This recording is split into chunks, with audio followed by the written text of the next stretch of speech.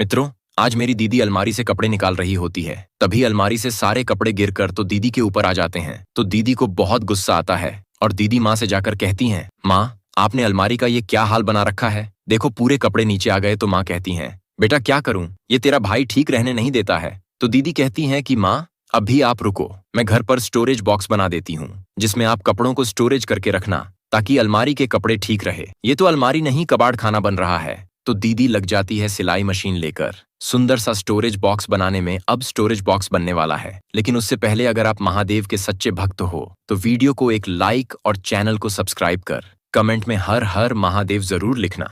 तो मित्रों, लास्ट में दीदी ने तो बहुत सुंदर सा स्टोरेज बॉक्स बनाकर तैयार कर दिया। आप सभी लोगों को कैसा लगा बताना।